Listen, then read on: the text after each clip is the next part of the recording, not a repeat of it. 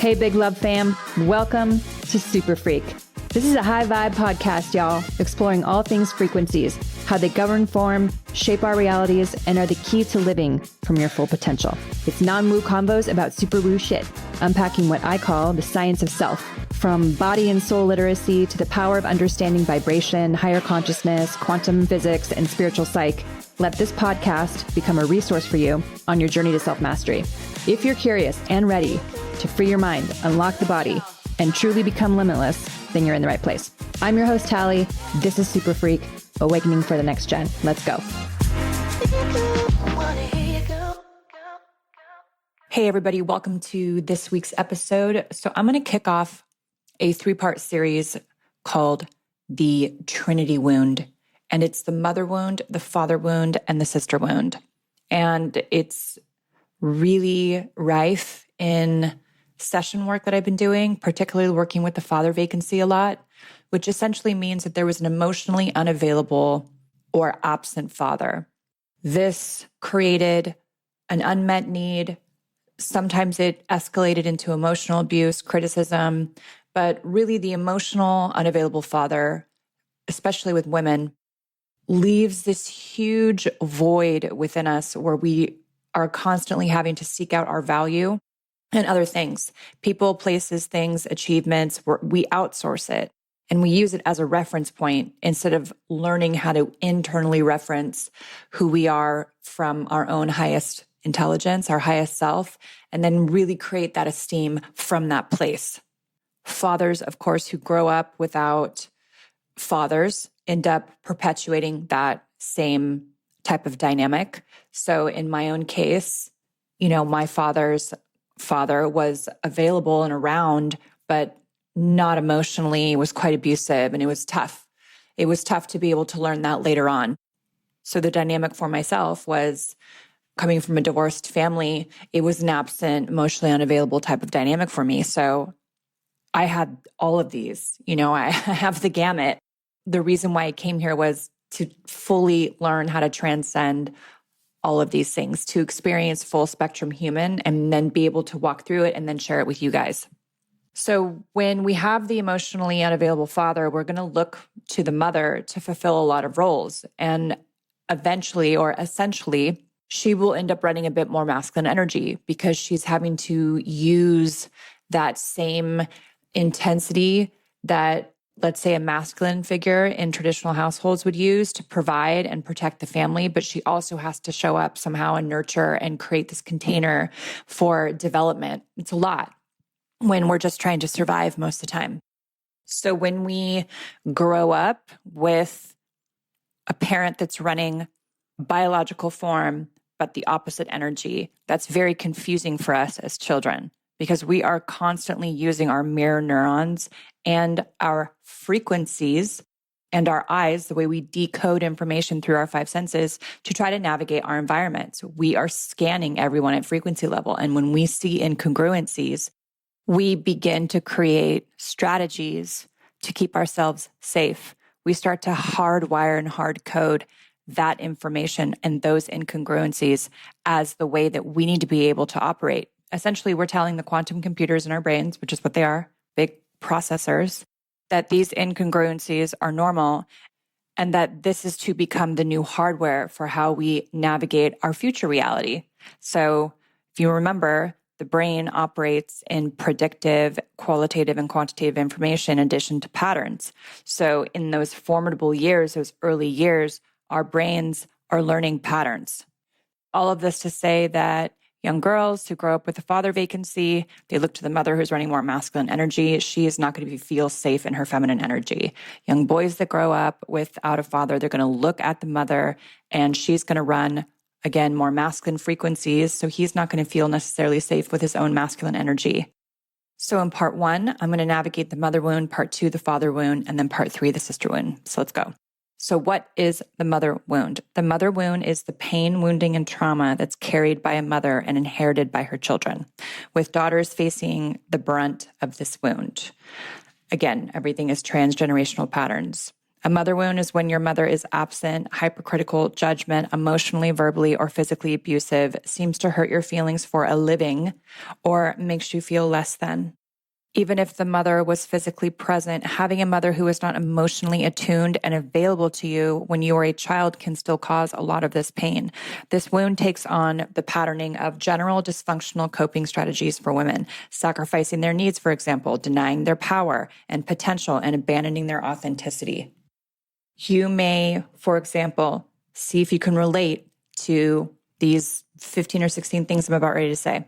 Feeling pressure to adhere to strict expectations of womanhood, caretaking others to the point of resentment and exhaustion, strict adherence to good girl ideologies, never actualizing your full potential in case it threatens others, never actualizing your full potential out of fear of failure or disapproval, persistent, vague sense that there's something shameful or wrong about you, feeling pressured to live out the unlived dreams of your mother, even if it means not being true to yourself, resentment and bitterness at your own children, unconsciously waiting for your mother's permission or approval of your life's choices, unrealistic expectations in a relationship and feeling relentlessly needy with others, feeling unsafe to take up space and express yourself, and instead wanting to play small, weak boundaries, an unclear sense of self and or feeling of low self-worth, inability to practice foundational self-care and ask for and receive support,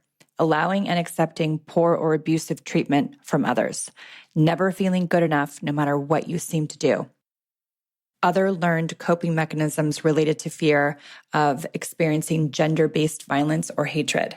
I've said this before in the podcast around transhumanism. This is what I see a lot of the times in the trans community is a complete and total breakdown of the energies. Biological body running the opposite energy, or just a breakdown in the family structure. And the father vacancy is rampant. The mother's narcissistic or hovering. And there you have it. You've got major identity issues. The mother wound absolutely is a transgenerational inherited pain, and it's passed down between grandmothers, mothers, and daughters, and whose dysfunctional patterning can look like self-sacrifice, self-denial, self-abandonment, with very little access to tools like reparenting, for example. With the mother wound, you become highly impacted by your own mother's patterns and trauma responses. You learn that connection through trauma bonding early on because you bonded with your own mother's trauma, her limiting beliefs and coping mechanisms, for example. This can look like a mother who is incredibly complimentary of you, but she speaks so negatively about others and herself that you don't believe her. So it becomes a way of gaslighting because of her own internal wounding. Chances are she had a really hypercritical mother and never resolved her unmet needs. And her way of bypassing that was to have kids and say, oh, well, I'm not going to raise my kids the way my mother raised me. Well, if you don't look at this stuff, then your children will scan everything that you say to yourself as truth, not what you necessarily say to them. This is how you can get a kid that will have, let's say, eating disorders later in life. And let's say you're in a therapy session with a family member, and I've had clients like this. She said, I just don't understand. I always told her X, Y, Z. And I would respond back to them, yes, but did you actually believe it? And the chances are the daughter or the son didn't because of how the parents spoke about themselves. So little boys look at their mothers and they worship them, and they can't understand how someone they think is the best thing ever is so critical of themselves. So it builds a lot of mistrust. And they end up, for example, a son would end up reincarnating that dynamic in his relationships with finding somebody who has a really low self-esteem. And then women who grow up in that dynamic where they don't believe their mothers will have a lot of resentment later on in life and have a lot of issues with intimacy and trust, especially with women. Unfortunately, in culture, women are taught often to prioritize relationships above everything else. And seeing their mother conforming to these pressures, they too learn to believe that accessing their power will somehow damage their connection with others too. This belief creates a psychic limitation of who they want to be. Our caregivers' jobs are to create and foster a safe place for us to learn how to connect with others and to make mistakes and essentially learn what it means to be human, imperfect and for that to be okay and accepted. So for fun, I created a few archetypes. Let's see if you can relate to one of these. First, let's go to high achieving Heidi. She came from a broken home, had the emotionally unavailable father, a single mom who runs more masculine energy. So now she performs, perfects, achieves, becomes hypervigilant, over-responsible and self-critical to the point where she competes for everything in her life, including her siblings, in order to get recognition.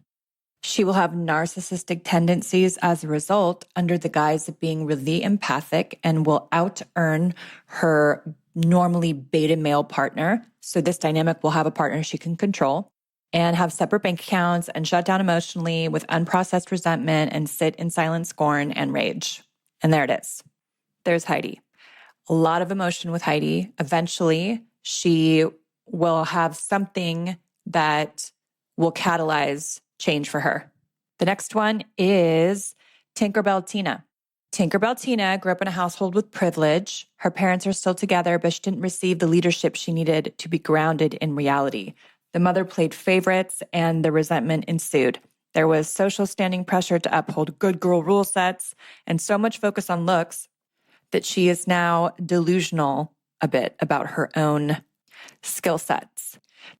This type of entitlement and naivety gets her taken advantage of, and she is in serial relationships until she can get rescued and taken care of financially so she doesn't really have to work. Essentially, you'll look around and those with a mother wound will have soft men. If they have a mother wound, they've got softer men. Let's move on to hopelessly independent hope. This archetype can look a lot like the lost child in dysfunctional family systems. She wanted out of her home early and most likely tried to run away from home early if she didn't leave in her teens. She avoids her emotions through sports, academics, work, DIYs, projects, and endless life pivots. She will weave in and out of family life, trying to make it work, and will reincarnate men who abuse her, control her, or who won't commit because she doesn't know her own value. Essentially, a hopelessly independent hope has no idea how to receive. So she will do everything herself. If she does partner, she once again will find a softer man who doesn't really have a big backbone that she can just kind of bowl over, but he's a good companion, so she sticks around. Then we go on to Rebel Renee. She also grew up with a single mother and an emotionally unavailable father and is the combination of all the lineage's issues. She's essentially the kingpin. She is a late bloomer, the identified patient, the artist, beatnik, wanderer, and came here to break all of the patterns for the line. She will be a combination of all the archetypes until she finds herself, essentially. I relate to Rebel Renee a lot, and I feel like I could relate to every single one of these archetypes, but Rebel Renee will run a fight pattern. Many of these different archetypes, keep in mind, will have an underlining pattern of low self-worth, non-deserving. They'll run the fight pattern. They'll need to have justice. They'll have silent rage, some victim patterning, self-sacrifice and martyr frequencies. So there's a lot of stickiness to move through. The next one is Scapegoat Sarah. Women or children in general who are scapegoated are often very aware of their role in the family and may feel rejected, unlovable, and isolated. In families with a parent or parents with narcissistic traits, the child who is the scapegoat and or the golden child are often pitted against each other. The scapegoat is cast aside and blamed for problems that may very well have nothing to do with them. So because Scapegoat Sarah was the scapegoat of her family, she will reincarnate a relationship where she's constantly blamed for things, or she will be that person in her work environment, in her friendship circles, etc., until she transcends those patterns. This archetype may feel rejected, unlovable, and isolated. While aware of her role in the family, she will manifest people, places, and things, situations that devalue her, ignore her, and discard her.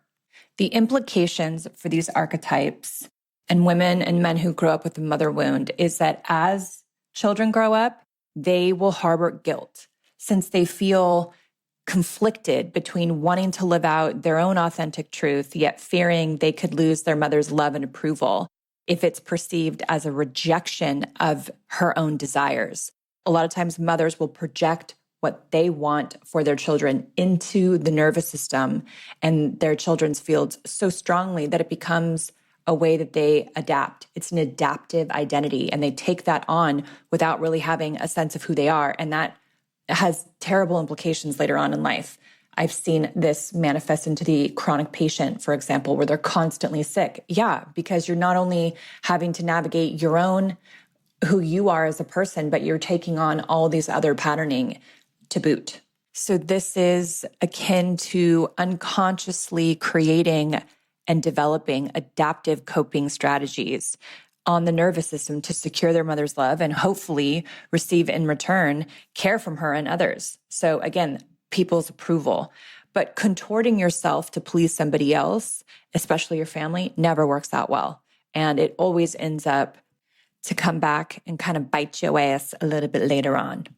So having heard this, reflect on your own life where some of these dynamics are coming to play. If you can't identify them in your own life, you can certainly identify them if you watch shows. I mean, look at the Kardashians, for example. Holy shit, is it rife with mother issues. You've got the scapegoat and the identified patient at Rob. You have the golden child with Kim. You have the lost child with Khloe. And Kourtney is fueled, just perpetually fueled by rage and resentment. So you're going to want to identify what type of mother wound do you really have based on those archetypes and some of the other identification highlighters in the beginning part of this podcast where I listed off of those 16 things. Go and identify those. And then from there, make a small note of the things that you didn't receive when you were younger that you wish you would have from a maternal figure. What's the thing that bothers you the most about your relationship with your mother? And if some of you are in no contact, that's great.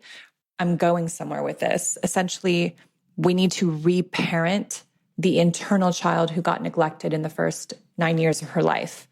And creating coherence with our internal feminine and internal masculine means that we have to create the mother relationship first. We have to repair that first. And then we can repair the sister, the sibling energy next. And then we can cultivate that strength and that trust with our highest self. Once you're locked in with your highest self, I mean, that's just, you're golden. You've got access and you're becoming more and more whole. And that's what everybody wants. That's really what self-mastery is. It's about having access to who you are. Once you identify all of the traits and kind of issues you have with the relationship that you have with your mother now, write a wanted ad for your ideal woman or ideal mother. What would she have said to you? Cultivate a relationship with a version of who this person is. What would she say to you when you're just in a funk and you just want to go over to her house and dump some emotional shit on her, and she absolutely always has the right things to say? If that wasn't your dynamic, create that for yourself internally in meditation, and you'll be surprised at how you feel. All right, y'all. Next week, we get into the father wound. In the meantime, question everything, be kind to yourself and others, and I will see you guys next week. Thanks so much for listening, you guys. Please make sure to leave a review and follow the fun on social media because that's how it works in this world. In the meantime, get your freak on. I'll see you in the next session.